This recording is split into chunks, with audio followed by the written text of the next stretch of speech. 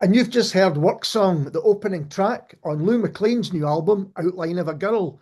And I'm so pleased to be joined by Lou now. Hello, Lou. Hi, nice to see you again.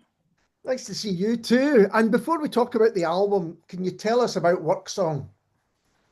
Yeah, of course. So, Work Song was the first song that I wrote for my master's in songwriting. Well, for the final project, I'd written many songs by that point. But yeah, it was the first song that was kind of written for this album or this collection of songs. And it was written to the traditional structure of a Scottish walking song. Mhm. So yeah, with a four line verse and a two-line little refrain or chorus. So it was my kind of modern version of that. I think people can hear in the song that kind of tradition you're talking about. Work Song's the perfect kind of title for it because it's got that kind of feel that people would sing it along while they were doing something else. And I was going to Yeah. say it's not typical of the album as a whole, but then I don't think any track's typical of the album as a whole. It's so varied and diverse in the kind of music. We're going to hear Spiraling later, and that's a good example of that, I think, as well. Was that deliberate from you, or was that just the way the songs came out? I think in the album and actually in those that kind of I'm now looking back on it, it's almost like a 2 year stretch of Yeah. my kind of development as an artist. Going to uni was something that I hadn't really had the luxury of studying music at uni before that, and it really was such a time of kind of creative exploration for me as an artist. um, I think all of the songs, in terms of lyrics and in terms of the story that I'm telling, they feel very tied in together. And I think that's why maybe I didn't feel so much pressure to conform to one genre. And that's not really me as an artist anyway. I think that's something Yeah. that I've really discovered about myself over the last couple of years is to kind of stand in that and say, I do love the pop structure and um, I always like to tell a kind of personal slash political story in my writing, but genre wise, I'm really a mixed bag. I genuinely listen to such a range of stuff that I tend to just follow the song. If the song wants to be whatever, a piano ballad, or if it wants to be a sort of almost shoegaze, post-punk thing, or a walking song, then that's kind of where I go with it, and hopefully it makes sense to people when they hear it, because it makes sense to me when I write it. I So love that idea. And as someone who doesn't make music, it'd be interesting to hear you explain. But when you say what the song wants to be, the song is almost telling you how it's going to be in terms of style. yeah, definitely. I'm a big follower of this notion. When I'm writing a song, quite often I can feel myself sort of trying to force it to be the song that I had in mind when I sat down. Um, but quite often when you're writing a song, you'll come to certain choices. So you'll think, okay, I've finished this verse now. How's the chorus going to go? Um, and there's a real temptation to sort of force it to be whatever it is that you want it to be in your mind. It's so hard to describe all this stuff, by the way, but I'm trying my best. No, you're But very, for me, like it tells me what it wants to be, so then I follow it there. I kind of yeah, I just have to follow the path and make that choice. And sometimes when you listen back to it, you think, okay, that makes sense now. And then other times it doesn't make so much sense. So maybe that's one for a rewrite. But definitely I'm a big fan of just following the song and not letting my own almost ego get in the way of it, because quite often maybe it's going to come out cheesy and maybe that makes you feel a bit uncomfortable, but not me. Not me. I love a it. couple of things that come strike me from you saying that is I've spoken to a lot of musicians over the years, and that's often the way. It's like I don't really think about how I do it. Mm. It comes out in this way, and I try. In fact, sometimes I'm worried if I try to think too closely on it, it might stop it. It's kind of Yeah. instinctual. Aye, and that's something that another thing I really loved about going and doing this masters. I hadn't studied music before.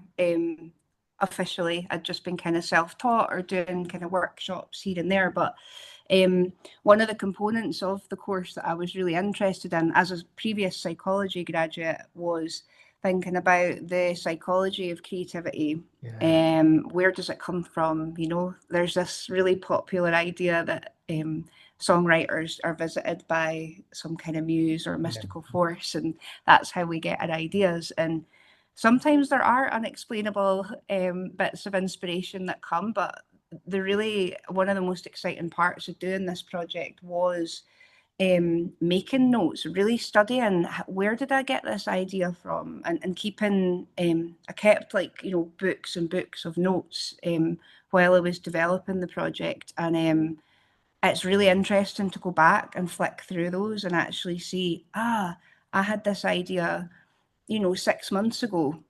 I was writing about this idea and then had completely forgotten about it. And then 6 months later, woke up and had this idea from nowhere. Yeah. But it had just been kind of cooking in the back of my mind for that level, for that amount of time. And then you can sort of develop whatever that little, it's a little nugget of an idea. And then sometimes it just takes a while for it to come to the front. So I do like getting deep into it, but then I also know not to think too much about it, or else, maybe, I don't know what would happen. That idea that the inspiration is the small part, and let's say 2%, and 98% perspiration is the working to make that to be fully realized. Yeah, I believe that to be true. And I think, maybe when I first started writing, I was a little bit more, what's the word? A little bit more willing to sit and say, oh, well, that came from the ether, and this is it, and I've written my 2 verses and my chorus, and and that's it, that's the song. Whereas now I am so passionate about getting the best song out of it that I can, that I do tend to spend a lot more time crafting and working on the songs. And it's funny because I keep using this word work, craft, and it really kind of, I think over the last 2 years, I realized how much of a skill and a craft songwriting actually is, and that it can be learned the same way that you learn an instrument. I think a lot of people miss that part where they think that songwriters just pick it up and do it, but no, you can learn to do it and enjoy doing it as well. Yeah, and get better at it. You can see. Yeah, absolutely. And the other thing that, from what you're talking about, especially at the moment when there's so much discussion on funding and creative courses being under threat, those things, the importance of not just the education, but the time to work these out and work on it and all of those things. Absolutely. And I think it's something, I was lucky to get funding for this. I mean, this project wouldn't exist if I didn't, I wouldn't have been able to release this album if I didn't have Creative Scotland funding. And I think a lot of people who maybe aren't in the industry don't know that, and maybe some people in the industry don't like to talk about the fact that they've got funding, which I find really interesting, because it's the reality that that's how much it costs. A lot of money to make an album, a good quality album as well. So that's that. But I think if I'd put in the amount of hours that I spend writing the songs into the application, it would have been, absolutely stratospheric, the costs of it. And I actually do think that artists, a lot of the time, particularly in music, we definitely undersell or undervalue our skills, because I mean, it's part of my life now. I'm doing songwriting for free because it's a huge part of who I am. But if you did, if you tally up how many hours you can, it would be a lot of money. But, I think we should be paid fairly for what we do. And I was paid for some of that work. But it's definitely a lifelong pursuit for me. I'm in it. Did the album come about from your work at university? Yeah, 100%. So, my master's thesis, I specialised in songwriting when I was doing music. You can only do that at one place in Scotland. The rest is kind of composition led, which is a completely different skill. Um, but yeah, I became very interested in the New Haven fishwives. That was actually during lockdown. I found a photograph in the National Gallery of these two women dressed in kind of traditional fishwife's costume. You can look it up. And I was like, what is this? And who are these people? And kind of started researching a little bit about women and then kind of women's working songs. I hadn't, I wasn't aware of that really before. I maybe knew a little bit about the walking songs in Euston Barra because they're the kind of most popular ones. But there was choirs and songs all across Scotland.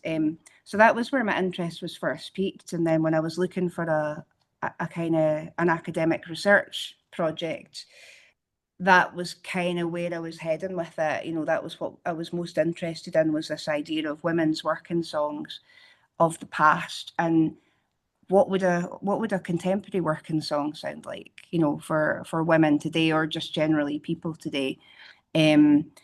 So yeah, it was kind of this, academic essay, and then a collection of, I think, 7 sort of academic kind of explorations of songs. So these songs are kind of like research in themselves, and then those songs were developed over the next kind of almost year into the songs that you can hear on the album. So Um, you have this theory. How do you then go into it, take it a studio, and then work on the songs themselves? I mean, there's quite a number of other people involved. You very kindly, and I'll show people on the video my copy. You very kindly sent me a copy of the album. Here it is. But I was reading the back. You've got a lot of other people involved. Can you talk about yeah. the process and who else is involved? Of course. So yeah, my new kind of thing is, like, it takes a village to make an album. It does. So it's really interesting, right? Because these working songs that I'm talking about in the past, they were created in community by community. They were created as groups. Like, there would be improvisations, there would be verses that were handed down through generations, and this kind of idea of creating something in community then translated in the studio, definitely in the studio section of kind of recording the songs. That was really, a collaborative effort. But yeah, after I'd finished uni, I did a lot of work on my own, developing the songs into like kind of better demos. And then I wrote 3 other songs which appeared on the album too. Um, and then Carla G. Easton had, who I was a fan of for years and then became friends with sort of through Hen House. Um, she had mentioned that she was looking to maybe sit behind the desk and do the production job on an album for the first time ever. And, me and her align really on the pop music front. Like, we're both unashamed fans of pop. And she'd been doing quite a lot of work on Since Yesterday, and kind of learning a little bit more about guitar bands, and her music was kind of taking her in that direction, which, me, like, we've met many times, and I'm very influenced by punk and that kind of riot girl attitude. So when she said that, I snapped her up immediately, and asked her, please, will you come and produce for me? And yeah, Carla really had a lot to do with the kind of, particularly the recording and studio part, and a little bit of the development of the songs too. So yeah, she was a huge part of that. And then we kind of got together a team of amazing session musicians to come and work on the album. So yeah, Leslie, who has played drums with Carla before on records, Dave as well, who people will know from like Teenage Fan Club and Belle and Sebastian. So he was a collaborator of Carla's for some time. And then yeah, Karen Miller, who I'd kind of been a fan of for some time. Like, her guitar playing is just incredible. So I really wanted her on the album. And yeah, like as you know, there's a couple of other people that session artists that we brought on that were kind of friends of Yeah. myself and Carla.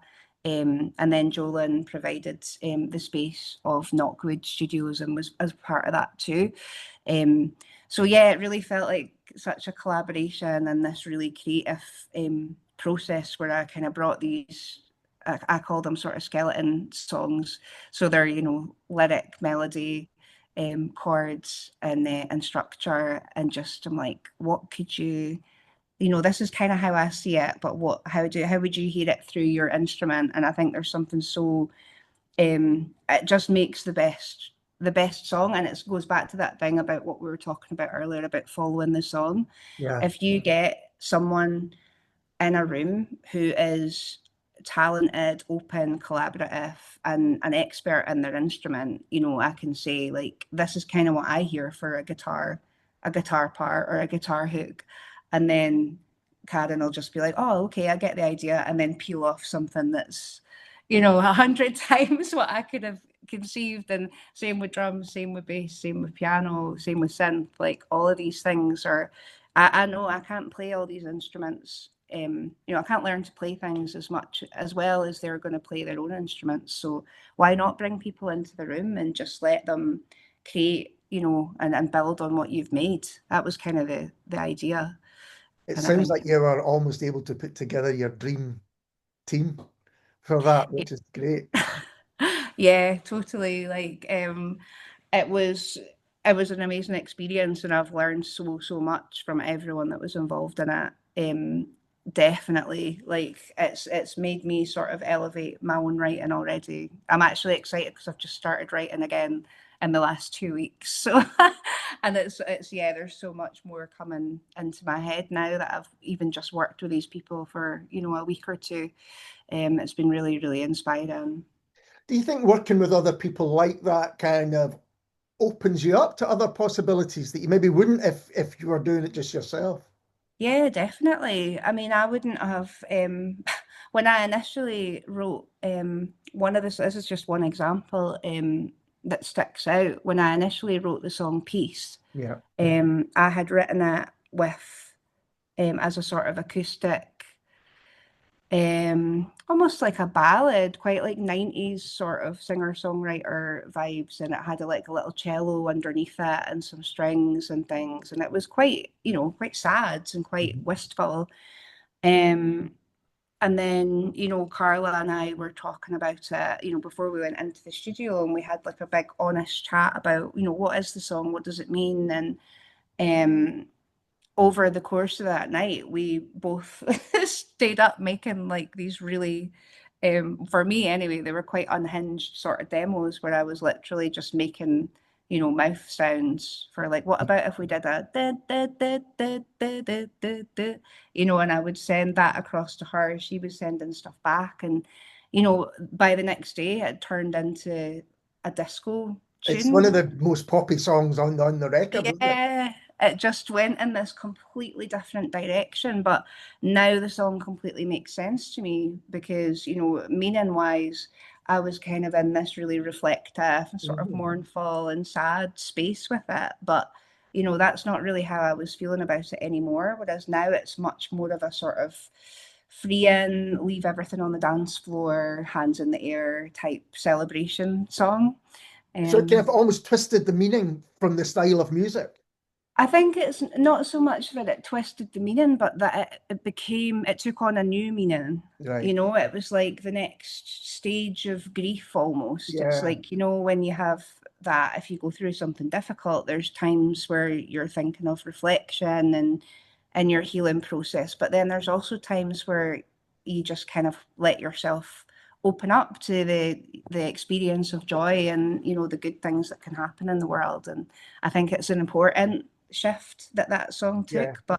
But yeah, I mean, songs change meaning or build meaning all the time after you've written them. It's really interesting thing that I've observed over my career is how much they can take on new meanings and transform. Because I think often what some of the best pop music does, and there's a few tracks on the album, I would say this about Peace being one of them, is you're drawn in by the music and the guitar and the upbeatness and everything, and then it really draws you into the lyrics, and you think, oh Mhm, wow, there's something really mhm, serious being said here. And I yeah. think I love that pop music can do that perhaps better than any other kind of form. I mean, that's been my I think I think that has been my mission actually throughout my career is sort of finding that out. I always loved writing about things that were quite deep and serious because I am actually like secretly a deep and serious person. you know, I am like I've worked in a lot of very high stress, like scary environments, and I've been through quite a lot of scary things in my life too, and that does kind of make you have a bit more of an understanding of the darker things in life and the more serious things in life. But I also love pop music and having a great time and laughing and singing. And that's the kind of music that I listen to the most. So I think that has been one of the defining things in my career has been to kind of how do I marry that and why do I want to do it? And I think the why part of it is that I want people to understand my message or even just kind of seek out answers for themselves. Yeah. And I think often when we think about pop music, we do think about it as surface level and not very deep or not having much substance or these things. But I think pop music can be such a great way to open that conversation or to make people have a little bit more of a reflect or a think on things and how the world is and their own experiences, other people's experiences, an opportunity for empathy as well. I think you know that's important to me as an artist, and that's definitely something that I've been working on for a long time. Yeah. And even when I try and write silly songs, like lighter songs lyrically, there's always something that comes up in them, I think. So yeah, I'm kind of just rolling with it and leaning into it a bit more Yeah. on this Well, album. I've followed your music for a long time, and well, from when you do singer songwriter stuff to the popular moments. And when I listened to this album for the first time, I thought this is the essence of Lou Maclean. All kind of sides of it. Mhm. And are you going to be playing these songs live? Is there plans? Maybe I already have played them live, but Well, I've been playing them acoustically, right. so I've been doing a kind of, or just started a workshop tour. I think by the time this comes out, there'll be one date left in Dunfermline. But yeah, the idea behind this has been to share some of the research that I've done, some of the learning that I've done about the work songs and the kind of history of work songs, and then to share some of the songwriting techniques that I've learned over the last like couple of years doing this project. And then at the end, I share a little acoustic renditions of the songs. I mean, all of them have been written on an acoustic guitar and a Yeah. vocal. Like that's the other thing that's interesting about doing it that way. But yeah, I think for my friends are all saying that I'm mad, but for my next project, which I already have ideas for, I'm definitely wanting to focus more on kind of live band and developing things, over time in a unit of, a bassist, a drummer, keys, guitar. So yeah, I think that's when we'll get a full band rendition of these songs. Yeah. And hearing how important it was to you, I think some people will be listening to this and going, "What and where is this course? I'd like to know more." It's in Yeah. air, isn't it? Yeah, it's in Ayr, so it's at the University West of Scotland. They teach the masters in music, and you can choose to do, I think it's production, songwriting, or music business. And I chose to do the songwriting course, and it's been a life changer for me. And I'm not saying that lightly. Like it really has changed everything for me. So yeah, I'm glad I did it. In a moment, we're going to be hearing "Spiraling," which is the final track on the album, and it's the one that gives the album title, doesn't it? That's in the lyrics. Yeah. Yeah. So, can you tell us a little bit about "Spiraling"? Sure. So spiraling was I think the last song that I wrote, it was the last song that I wrote for the album. So I think it was written in February, well, probably about a year ago now. So it was like it finished off in February, and I was recording the album in April. So Spiraling came about from a conversation I was having with another woman about kind of being in relationships in your 20s and kind of feeling a bit stuck in them and not really, yeah, not really giving yourself the time and effort that you're giving out to someone else. So that was kind of what it's about. It's about being kind of stuck in that place and not really being able to move yourself out of it. And I think, yeah, it turns out that's a really universal experience for a lot of women and girls that I've spoken to. So yeah, that's kind of where spiraling came from. But interestingly, I found what was originally the sort of bass hook for it was just like an unfinished project that I had lying around in my production software. And one night I was just sort of trying to clear out all these old files because my computer was jammed up.